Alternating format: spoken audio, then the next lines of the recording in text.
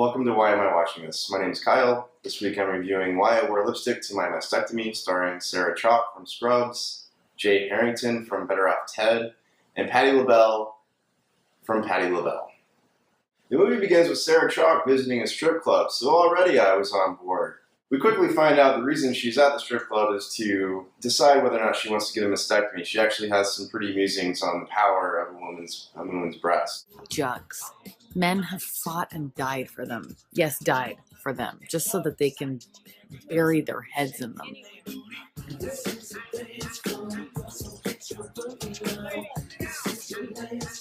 What men don't know is that they're hardwired to make idiots of themselves over them, because breasts are a symbol of a woman's fertility. So they sneak peeks at them, look at pictures of them, talk about them, grab and touch them, and pay to see them. Then she goes over her feelings about lipstick. Apparently she is more of a lip gloss girl. She tells us that lipstick is powerful, especially red. Now, this is news to me because I always thought that lip gloss was what you wore during the day and lipstick was what you wore at night. So I didn't really realize that lipstick carried so much power with it.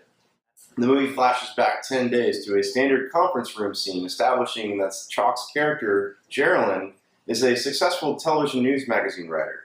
We then meet her two BFFs. One who is Asian is quickly characterized as supportive and smart because she's wearing glasses and because she's Asian, and the other whose sole characteristic is that she cannot find a man. Do you have a date after work today?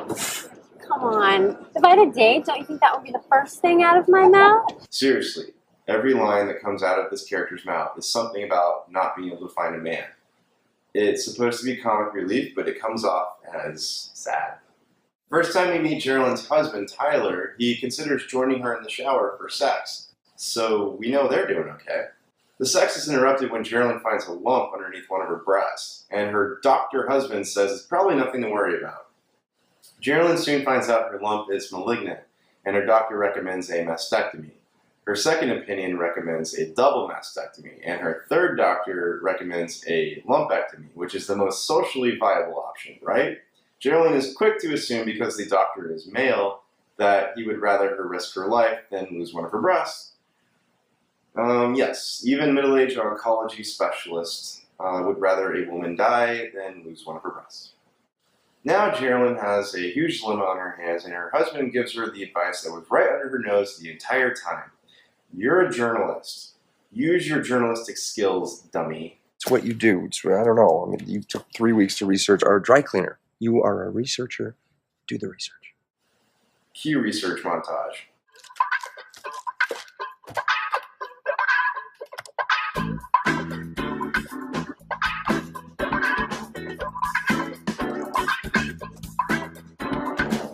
She opts for the mastectomy, and as the title tells us, she wears lipstick to her surgery. And then in a very rushed voiceover, she tells us that she considers lipstick her war paint. I'm going into battle for my life, a battle that I fully intend to win. And this lipstick is my war paint. People, we've just treaded through some heavy symbolism. The rest of the movie consists of Geraldine's experiences with chemotherapy, coping with the loss of her breast, and getting back to business in the boudoir, if you know what I mean. I mean sex. Patti LaBelle plays Geraldine's chemo buddy, Monisha, but as it turns out, Monisha is not Monisha's real name. Monisha is Monisha's porn name. The girls go around the room and tell each other their porn names. But everybody should have a porno name just in case. You see, I took the name of my first pet, the street I grew up on, I put them together, Monisha Alpine. I just realized something. Going by these rules, both my younger brother and sister would have the same porn name as me, which can only mean one thing. Kirk, Kaylee, if I die, one of you must take my place. I'll do that one more time just because it's fun. I just realized something. Going by these rules, both my younger brother and sister would have the same porn name as me, which can only mean one thing. Kirk, Kaylee, if I die, one of you must take my place. Tyler goes to chemo to pick Geraldine up, but she's not there. He returns home to find her getting drunk with her flat character friends, so he trashes the flowers he bought for her and goes to bed. Then Geraldine pops in on Tyler and sees him talking to a woman at his job, and it looks totally work-related, but she gets mad. Doesn't make any sense. It's kind of stupid. Just thrown in there. I don't know. This week's gay moment takes place in a hair salon in Queens, where Geraldine goes to find a wig. The hairdresser and drag queen patrons fawn over her and lift up her spirits.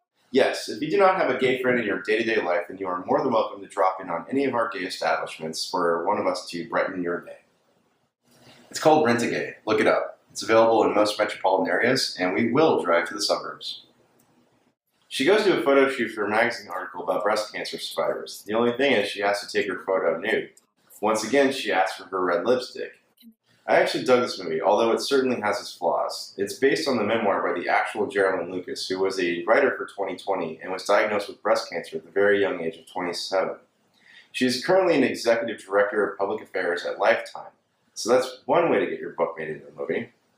Because it's based on a book that covered a lot of ground, the filmmakers rushed through much of what the book had to say. And because of that, the movie suffers from flat characters. In fact, I don't think I got to know Geraldine very well at all. I rooted for her only because I didn't want her to die, not because I felt connected to her.